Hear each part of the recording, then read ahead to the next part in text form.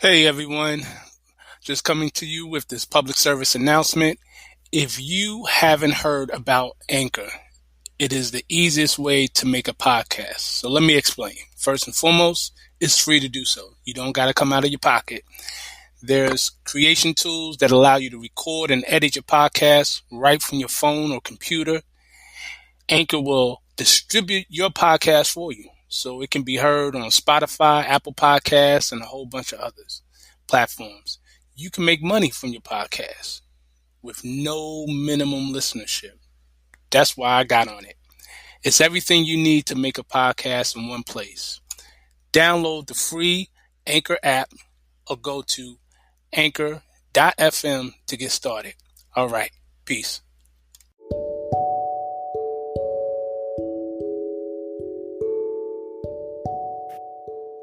Peace. We are back once again with Masterminds with Brother Shem. I'm your host, Brother Shem, and I'm glad to be back giving you this new episode. And in this episode was inspired by an event that happened a couple of days ago where I visited a Tibetan shop, and I'm going to get into that story in a bit. But before I do that, I just want to continue to thank all of my supporters, all of those who have been listening to this podcast, and those who have been visiting my website. For those who have not, my website is shemel.com. That's SHEM-EL.com. I noticed there's been a number of people who've come on and actually subscribed to my email list, gotten a free lesson. So I'm glad thank you for subscribing, getting on the email list, and I hope that you enjoy the lessons that I put in. The course will be in full swing very soon, working on it. And I love your feedback. Again, as always, definitely feel free to reach out to me, contact me through my website or my email address, shem45@hotmail.com. You can also, in addition, send a voice message. If you listen on Anchor, you can just send a voice message. Give me your feedback, any questions, any comments, any critiques, any topics you would like to hear, things of that nature. I would love to hear from you. So with that being said, just going to get into this. The title of this episode is The Wisdom of Buddha. And again, like I said, I was inspired. Well, first, let me say that being that I'm a member of the Moorish Science Temple of America, one of the things that we teach is that we honor all true and divine prophets, and that includes Buddha. Of course, the name Buddha means enlightened one, and we know that truth is but one, and then truth has been taught throughout the ages by many different masters, many different sages of the ages. And Buddha definitely is no exception. When you read the works and the life of Buddha, is very inspiring. But a couple of days ago, I happened to actually stumble across a store in Cary, North Carolina. I did not intend to go there. I actually intended to go to the store next to it.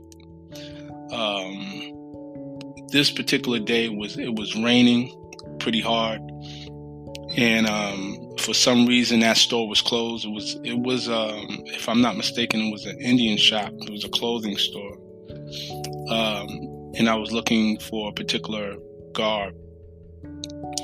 And that store, of course, it wasn't open. I didn't see anyone in there. So the next store over, I think it was, forgive me, I apologize for not knowing the name of the store offhand.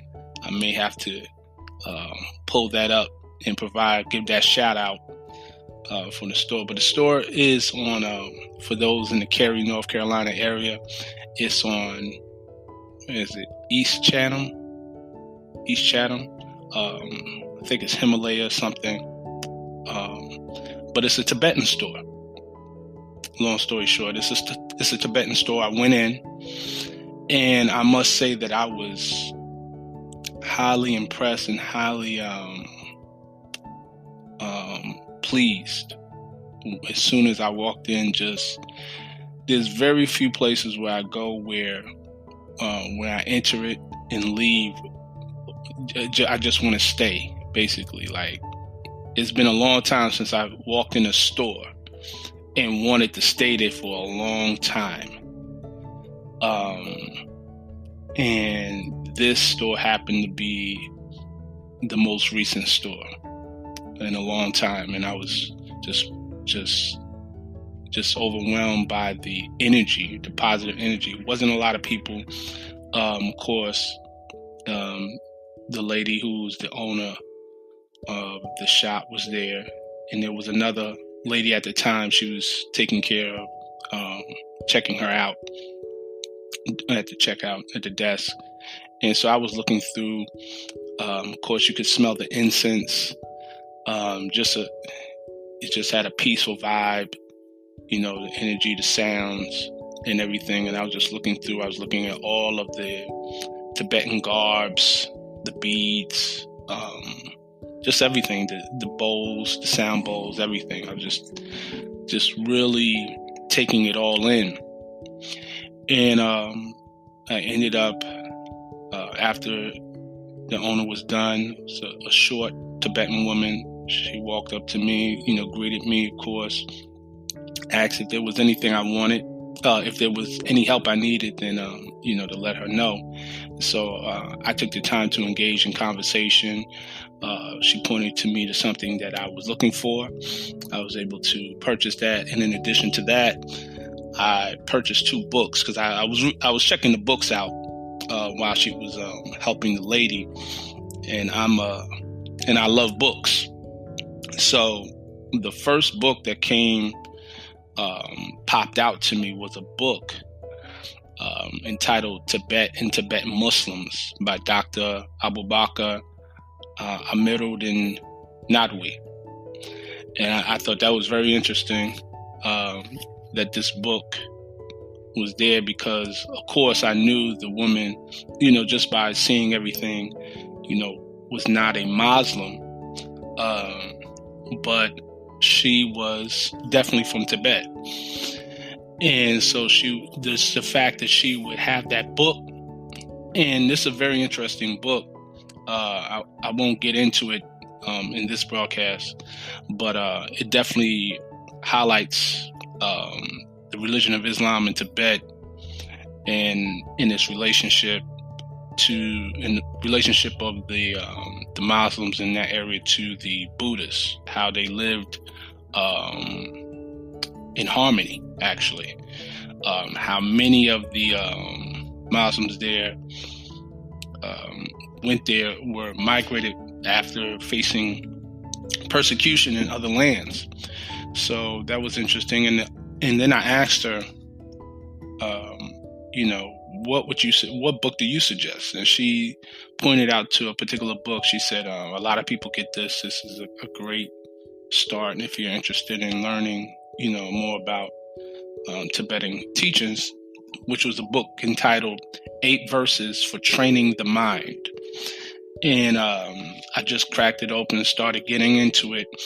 And it's a very good book. One of the things, while I'm at it, before I get deeper into the lesson, is it makes a point to say that the Tibetan Buddhism is no different than the Buddhism in India. It goes into the lessons about comparing the mind to water. And I always give that analogy of water. It basically says that the pollutants in water are not, part and parcel of the mind, but they can be removed. and the water is pure by nature. So anything that pollutes the water technically can be removed. It's the same thing with the mind. So the clear nature of our mind is pure from its beginning, but we're affected by ignorance, by programming, by concepts, constructs that are placed in it, and that pollutes the mind. However, they can be removed by development of the spirit, a spiritual enlightenment, I should say.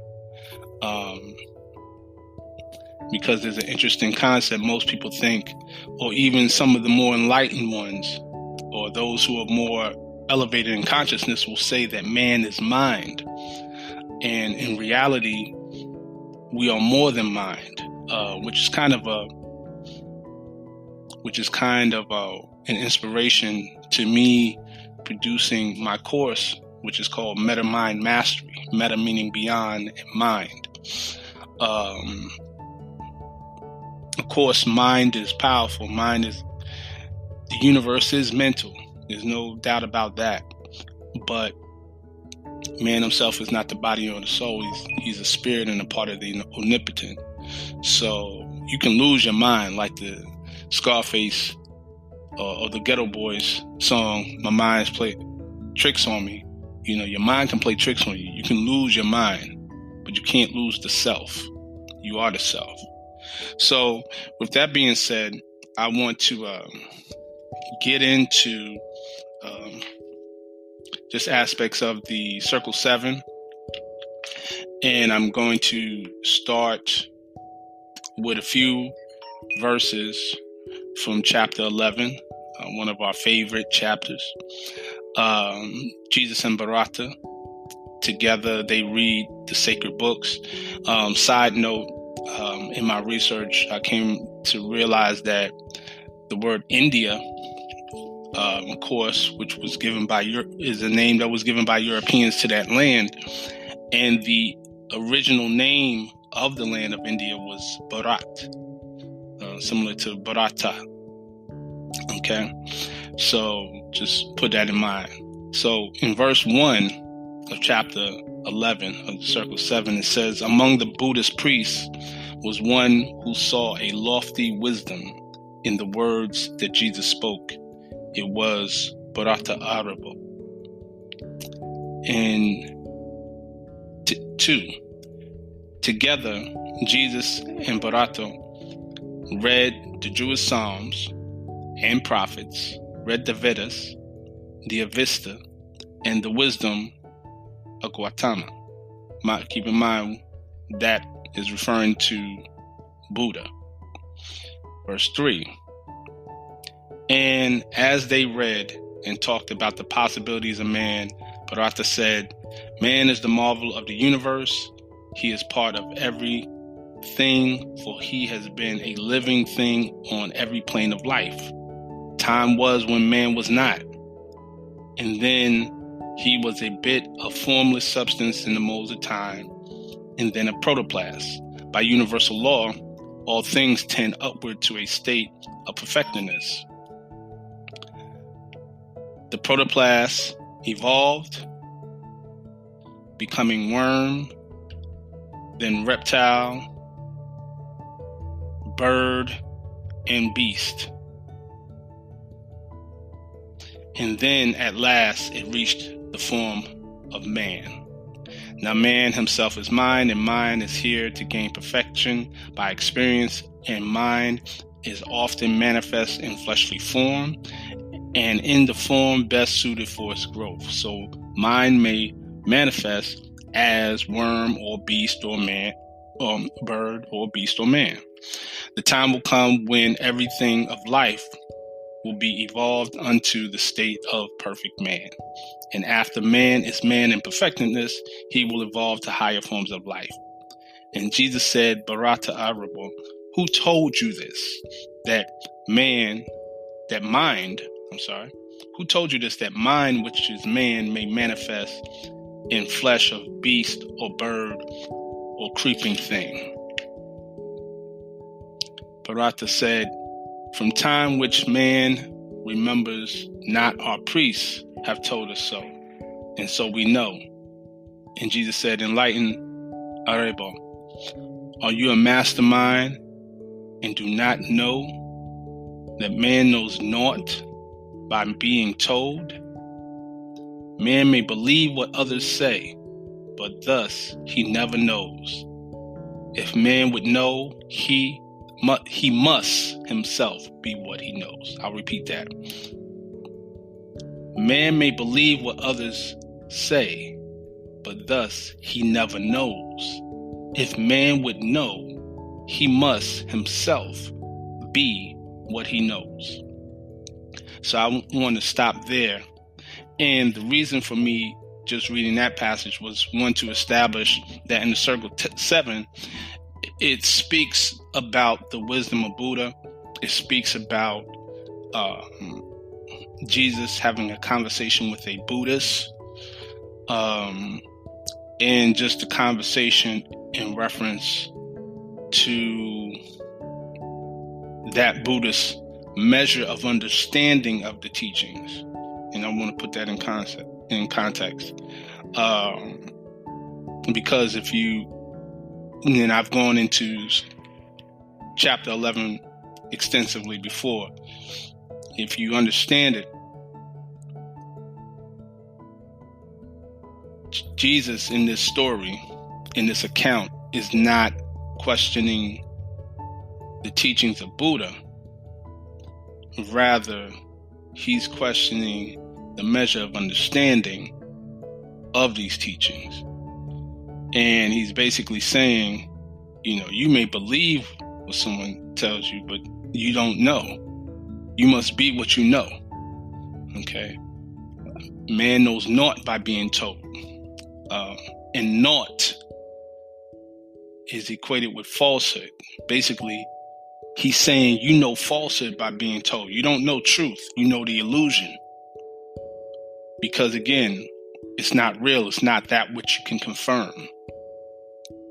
So with that being said, I wanted to dive into some of the teachings that is taught in Buddhism.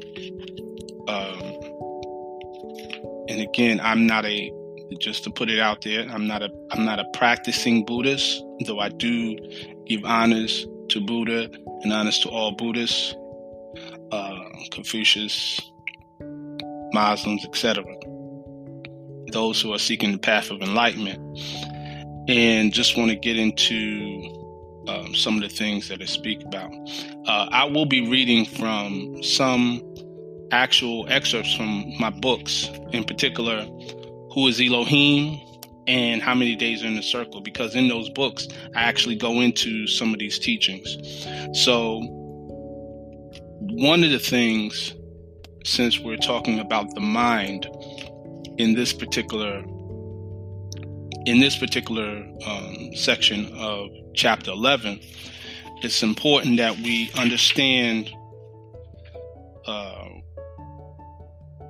that part in verses 8 and 9 of the Circle 7 chapter. Not even that. We can go to verses 8 and 9 of the Circle 7 chapter 12, the next chapter over, where there's an account of Jesus talking to people working, tillers of the ground, and in which they're speaking about, working until they die and go to heaven, basically.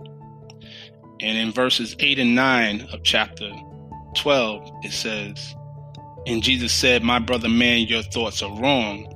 Your heaven is not far away, and it is not a place of metes and bounds. It's not a country to be reached. It is a state of mind.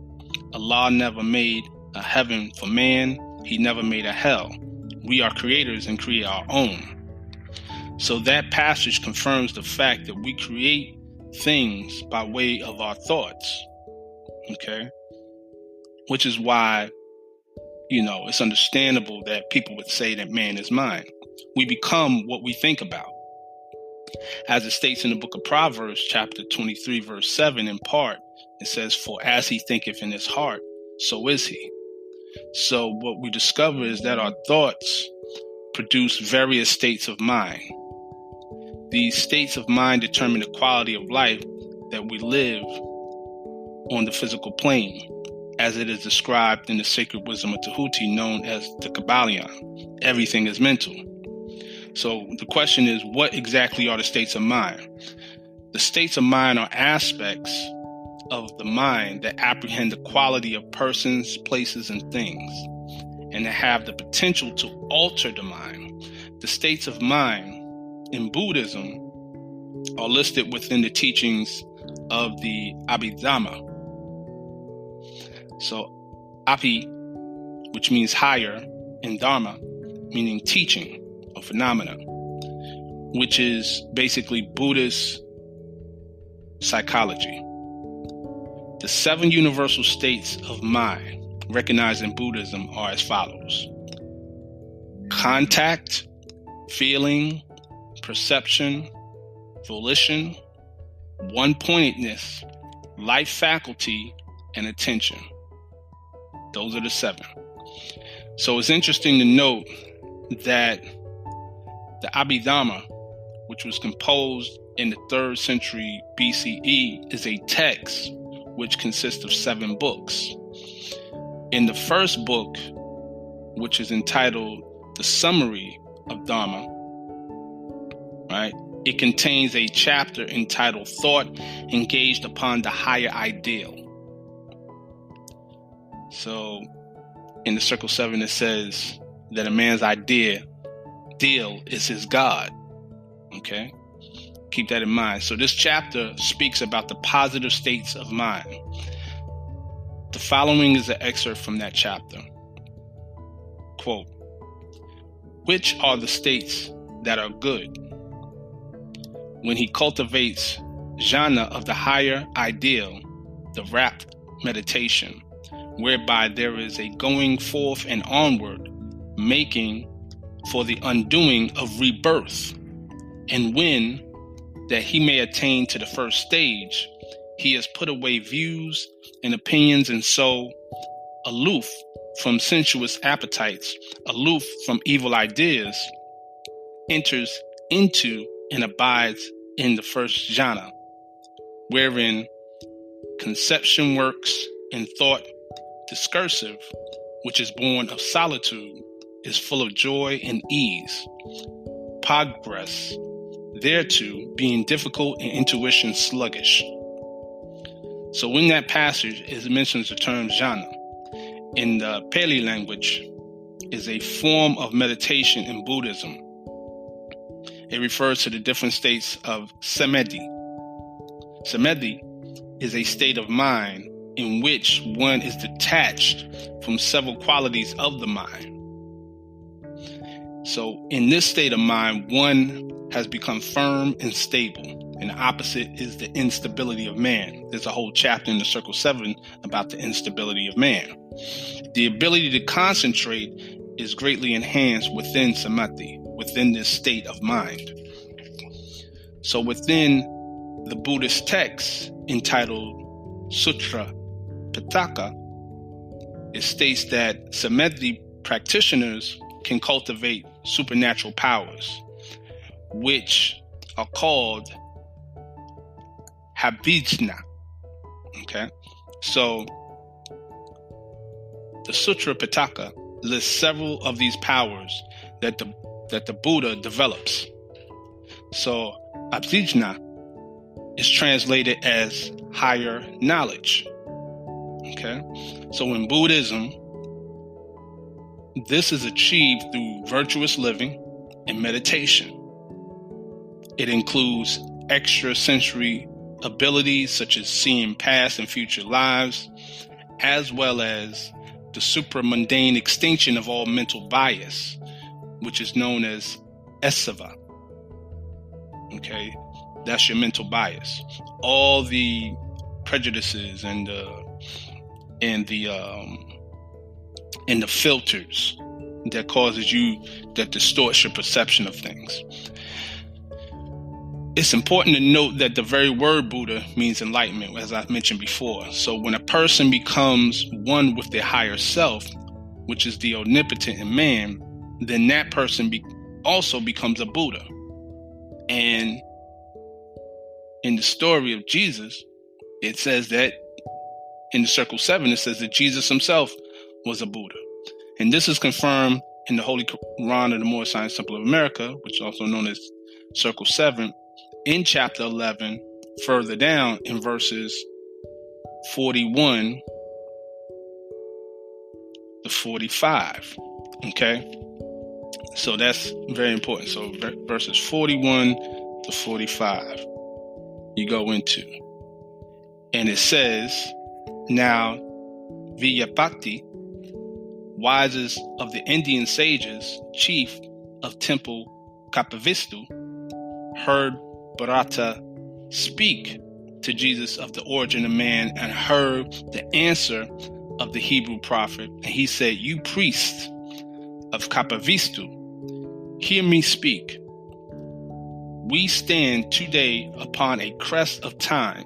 6 times ago, a master soul was born who gave a glorious light to man.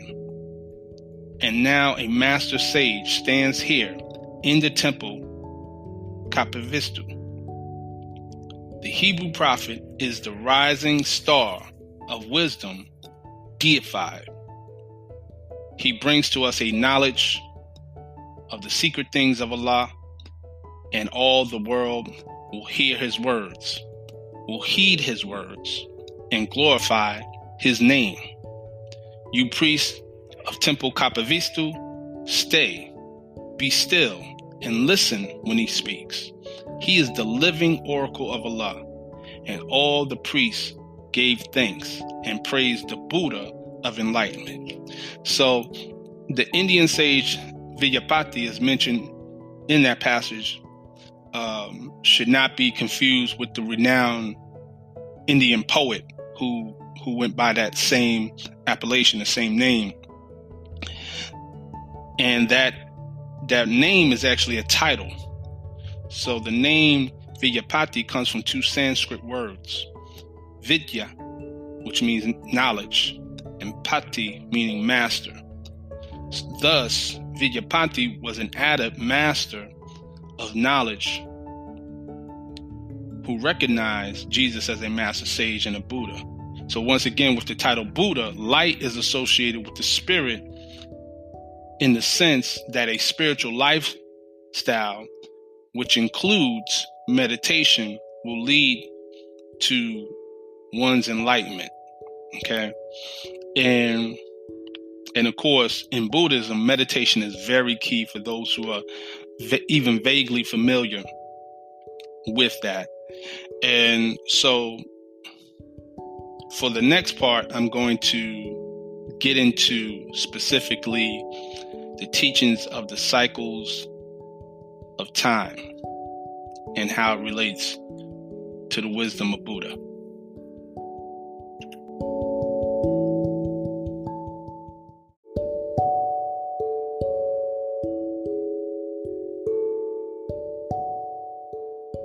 Now, before I get into the aspect of the cycle ages as it relates to the teachings in Buddhism, I just want to make this point that I have made the choice not to really get into great detail the life of Buddha, the one that is recognized throughout the world as Buddha.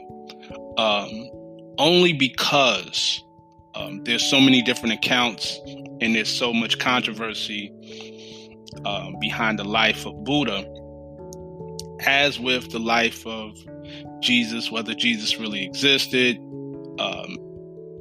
et cetera, that I try not to focus so much on the messenger as the personality type, more so on the message, because even when you look at that, the title of Enlightened One, you are dealing with a title. You're dealing with titles and archetypes at the end of the day. And these great men and women who walked on this earth, so many years ago, were prepared to deliver a message to uplift fallen humanity. And I think it just serves us better if we take the time to, while honoring them, don't steer away from the focal point of what they brought, the message in which they brought. And I think if we all take that approach in everything, we don't get caught up in cult of personality, man worship, etc., etc. And that will take us closer to the divine, but definitely honest to Buddha. So with that being said, I want to get into the aspect of the teachings in reference to the teachings of cycles of time. Okay, so within the teachings of Buddha, there's especially among the Tibetans, which is why I want to get into this, because, of course, this was inspired by my visit to a Tibetan store. The teaching, the concept of time, the cycles of time are taught very heavily. Even for many people who are familiar with the Dalai Lama, the 14th Dalai Lama that exists today,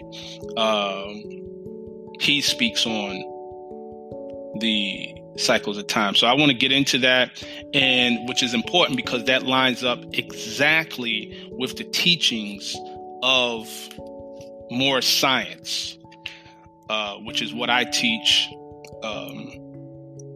That is I am a member of the Moorish Science Temple of America, and I'm a teacher within it. So just putting it in context, one of the things I want to say is that I mentioned that I wrote the book, How Many Days Are in a Circle? And one of the important reasons why I felt it so necessary to write that book, How Many Days Are in a Circle, and even within the cover of the book, you'll see right on top the very words, "Time never was when man was not." And that's a direct quote from chapter 1 of the Circle 7. The very first words in chapter 1 in the Circle 7. Time never was when man was not, is because we get so caught up as people in the constructs, in these false constructs of time. We get caught up in holidays. We get caught up in anniversaries. We get caught up in weeks, days of the weeks, months, years, in the Gregorian calendar itself. I'm speaking for those who follow the Gregorian calendar, which is, I take it, the majority of my listeners at this point in time, they all basically work around the Gregorian calendar. And even some of the most enlightened ones, or the people who profess to be the most conscious, when I hear the conversations in reference to this, their conversations, I still realize that they are is founded on a European construct of time, the Gregorian calendar, which is faulty by nature. And I'm just going to go real quick into it. As of this particular recording, at the moment of this recording, this is considered to be the month of December. If you look at the word December by the etymology, dece means 10. So technically, December is supposed to be the 10th month, but it's the 12th month of the Gregorian calendar. You can take it to November, go backwards, nove, 9. But it's the 11th month. October, octa, like octagon, 8. But October is the 10th. September, septe, 7. But it's the 9th month of the year. You see what I'm getting at? So that means 2 months were added into. What are those months? July and August. Where does July and August come from? July comes from Julius Caesar, and August comes from Augustus Caesar. Something most people don't even know. That's just the months. We're not even going to get into the days and etc. But I went into that in this book. I go deep into this and how the concept of the Gregorian calendar really takes us out of time, natural time, I should say. And natural time for us is really secular time. It's in this cyclic time, in the cycle.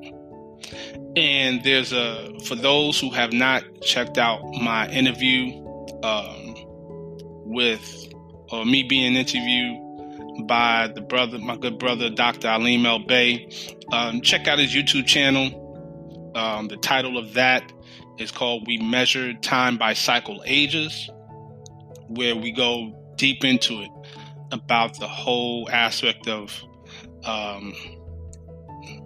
cycle time as opposed to linear time, and how we need to get back into cycle time. But with that being said, I want to give reference to the Circle 7, specifically in reference to cycle ages. That particular section, which is chapter 2, Circle 7, verse 12, which states, we measure time by cycle ages, and the age to every... I'm sorry, let me repeat that from the beginning. We measure time by cycle ages, and the gate to every age we deem a milestone in the journey of the race. We measure time by cycle ages, and the gate to every age we deem a milestone in the journey of the race. That one verse 12 of chapter 2 in the Circle 7, is represented in the symbol on the front of the Circle 7, where you see what is 4 concurrent arcs, right? Giving the appearance of a circle. Because a true circle, there are no openings in a true circle. There's no such thing as a broken circle. But in this appearance of these arcs, these 4 arcs, you'll see openings that would be considered your gates. And this is represented of the illustration of time and cycle ages and going through those gates. And the gate to every age we deem a milestone in the journey of the race. And I go real deep into this in the book. For those who have not gotten the book, you will not be disappointed on how I break that down. But let's get into the question of time. What is time? Time is the progression of existence and incidents that transpire in the usual sequence from the past through the present to the future. Time is a constituent amount of diverse measurements employed to arrange occurrences. Okay? It's used to compare the interval of incidents or the duration between them, and to measure degrees of variations of amounts within physical existence or in the conscious experience. Okay, so you measure the degrees within your conscious experience and your physical existence by time. The time you're born, the time you die, this time, these moments of you just existing, you mark it with time. Time is frequently denoted as the 4th dimension, along with 3 spatial dimensions. Time has long been a key topic of research within religion, philosophy, and science. However, defining it in a way that's relevant to all areas without secularity has constantly evaded the intellectuals. That word, secularity, that's dealing with the circle. So, early cultures, right, which you can get into your Incan, Mayan, Aztec, Olmecan, and other Native American tribes, indigenous tribes, as well as the Babylonians, ancient people of Kemet, which is the original name or early name of Egypt, your Hindus, and your Buddhists, etc., possess the ideal of the wheel of time. They consider time as cyclical, comprising of recurring ages that occur to each being of the universe between birth and extinction. The wheel of time is also known as Kalachakra. Okay. Now remember, I told you I would be reading from my book, How Many Days Are in a Circle. And if you have that book with you, I'm on page 9. So I'm getting into the Kalachakra. The Kalachakra is a word utilized in Buddhism, which means wheel of time or time cycles. Kala, right, is a Sanskrit word meaning time. Keep in mind that the word chakra itself comes from the Proto-Indo-European word, right, kekalos, right, and its cognates includes the Greek word kuklos, right? So chakra literally means circle in English, okay, which you can refer to also in the book, What is the Higher Self? Okay, and I'm jumping. If you have both books, you can go to page 22 in What is the Higher Self, where the question is asked, what is a chakra? Okay, so answer is that in Buddhism and Hinduism, a chakra is an energy point in the subtle body. So let me just explain this while I go further. I've seen recently where there has been a number of people within the conscious community who have actually gone out of their way to dispute the existence of a chakra, and have even gone as far as to say it's compared it to Jesus being a myth, or the Tooth Fairy, or Santa Claus, right? Because you've never seen a chakra. Okay, you can't see a chakra, so it doesn't exist. It's a mystery. It's a spook. And to which I would say, respectfully, you never seen love. You never seen hate. You never seen any emotion. What you see is the expressions that people, the behavior that people do that is associated with the emotion. But you can't measure.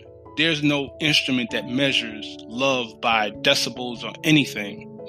There's no scientific instrument for that. You can't see it under a microscope. You can't say, oh, love is coming from, I see the love in this instrument coming from right underneath the bottom part of your heart. There's nothing like that. You don't see emotions. There's many things that we speak about in everyday conversation that you don't see. You can't even clearly measure it, but it exists. And to have an understanding of chakra as an energy point, and if you don't want to say the word chakra because it's a Sanskrit word, it's a Hindu word, it's from India, it's not, it doesn't relate to your paradigm, then just use energy points. And if you use that terminology to replace chakra, then you would have a better understanding of what you're dealing with. People use a lot of words because they sound fancy. And of course, it's been accepted. The word chakra, which is an older word, a lot of people use it very loosely. I hear a lot of people starting to use the word naga very loosely. We the Nagas, and they don't understand what Naga is. They understand the 4 different types of Nagas because they include from primitive Naga to supreme Naga. I mean, and that's cool. That's cool. But one of the things I do when I teach and when I've written books is really put it from a point of straightforwardness, get to the root of it, get it to the etymology, get into the language of it. So there's no spookism behind it. It's nothing abstract. I'm not coming off freestyling off the top of my head where it sounds good like a rap, like a battle rap, flipping words, because we have to be serious on this path, this journey that we're getting into to be with our higher self, to develop ourselves spiritually. So I just wanted to put that out because that has come to my attention, and I respect everybody's opinion on it, but we shouldn't be so quick to discredit this information. If you don't know it, you don't know it. There's many things that I don't know, and I won't be quick to discredit it if I haven't gone to do the research on it. So going further, chakras are a part of the subtle body, not the physical body.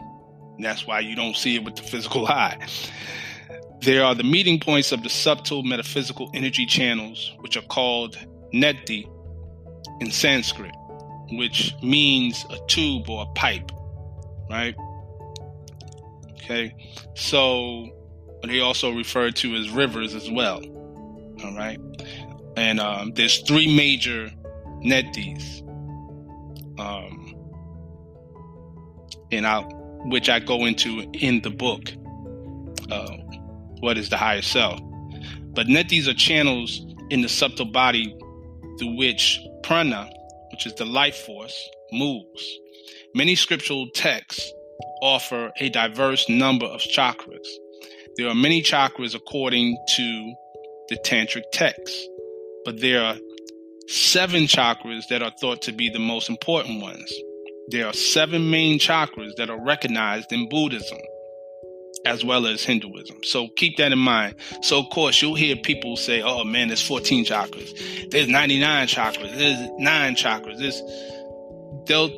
You'll hear so many different numbers because that's based on the various texts that have come throughout time, and also various interpretations that came after the text, right?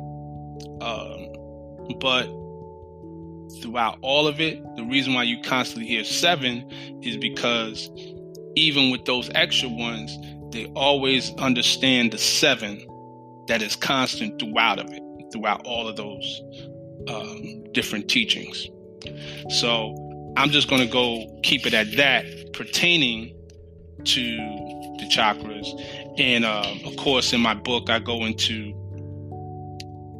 various basic, illustrations going into there. I just want to make a quick point before I get back into the cycles of time, is that the 7 main chakras are said to correspond with the 7 planes of existence. Each chakra is of a specific color, which corresponds with the 7 colors of one's aura, which is a subtle electromagnetic field that surrounds the physical body. Furthermore, okay, it's even said, and this is according to Hinduism, not Buddhism, that there are said to be 7 lower chakras, right? So that's from there, people get their concept in that way of the higher self, lower self. But that's just an additional thing for you to look up on your own. Now, in reference to the Kalachakra. Kalachakra is commonly utilized to denote an adept teaching and practice in Tibetan Buddhism. Right? It's very heavily taught in Tibetan Buddhism. It's one of their adept teachings. It's one of their high teachings. Even though the knowledge is quite complex and metaphysical, there's a custom of presenting it to the masses. So thus, if you look up various videos and things pertaining to Dalai Lama, there's a mention of it, of these cycle times. But to really grasp it, it's a higher teaching. You're not going to, especially if you're caught up in this Gregorian calendar, you're not going to learn it in one day. The Kalachakra teaching revolves around the idea of time and cycles, as we mentioned about cycle ages, right? We just mentioned about that in in the Circle 7, right? So, and this is from the cycles of the celestial objects to the cycles of one's own breathing. So your own breathing has a cycle, right? And I went into, towards the end of the book, how many days are in the circle? I actually go into the aspect of what's known as chronobiology and the circumceptive rhythm. Circa meaning circle, septen is 7, as I mentioned before, like September, rhythm. The circle 7 rhythm. You know what I'm saying? So it gets deep, and I'd have to go into a whole nother podcast to get into that. And that's actually at the end of the book. When you read everything else, you get to the end of the book, and I get into that circumception rhythm. It will blow your wig back, figuratively speaking. But anyway, so one's own breathing. You have cycles in your own breathing. The Rosicrucians speak about the 52-day cycle. 5 and 2 is 7. Right, and how there's 7 of those cycles in reference and where you can actually go with the best time to do certain things. And I may have mentioned it before, but those are things that I always go back to. You'll hear me say things from time to time if you've been following my episodes, following my podcast. So just keep that in mind. I'll revisit that again. And the Kalachakra teaches the exercise of manipulating the subtlest energies. Remember, I talked about the chakra and the subtle body within one body. Manipulating the subtlest energies within one's body on the journey to becoming Buddha. So this is where you will get into your own meditation. You have the Om, Ah, Hung, and where you actually emanate certain colors in these meditations through your breathing and your chanting and your mantras, because these mantras deals with frequencies of the universe, various frequencies that you vibrate on. Remember, all planes deal with vibration. And as I mentioned in chapter 11 about the account of Jesus and Barato reading from the wisdom of Buddha. Okay. Now, I want to go ahead and just put this in context. Okay. When you understand cycle time, cycle ages, and realize time never was when man was not. This ties back to what I've been saying in my series on Kabbalah, which I will continue with again, is that you realize that you have incarnated into a body to operate within a certain measurement of time to do certain things, but you're not bound to it. unless you mentally become bound to it. And this brings up another point. Yesterday, I had the pleasure of watching a show on Netflix. I don't really watch TV like that. I did not even know that this show existed. It's been in existence. They had 2 seasons of it and they canceled it. It's called Altered Carbon. Anyone who wants to see that, wants to see a good sci-fi TV series, watch Altered Carbon. Altered Carbon is nothing but Moorish Science. It's chapter 1, circle 7, where it basically tells you the term that they use for the body is sleeve, where certain people, when they die, their consciousness, which is located, I think, in the base of by the base of the head of the skull. So you can't have any blunt trauma. If you could take, it doesn't matter if you die, that they can take your consciousness, I guess in the form of a chip or whatever, and put you into another body that they call a sleeve. They call you're re-sleeved. And as long as that part of you is not destroyed, you will live. But once that is destroyed, then they say that is real death. And so it's a whole big thing about, these individuals, these beings that can experience death, right? But the consciousness is stored and is put into another body. Basically just saying that you're not your body. And that's what Buddhism teaches. Of course, Buddha is known for the very widely recognized statement that desire is the lead to all suffering. So again, dealing with the cycle time, when you incarnate into this construct, it is your desires and your attachments that causes you to suffer, right?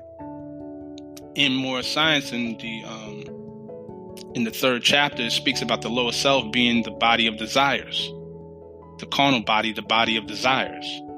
And the ultimate goal of us is to transcend from our lower self to our higher self. So we have to transcend where we no longer have these desires. We're no longer attached. So Buddhism is definitely a very key part of the lessons within it are very much incorporated in what I teach and the lessons within Moorish Science in the Circle 7. And so I definitely give honors to Buddha, all true and divine prophets. I give honors to all Buddhists, Confucius, all Muslims, those seeking the path of enlightenment. And I hope this was of benefit to you. So with that, until next time, peace and love.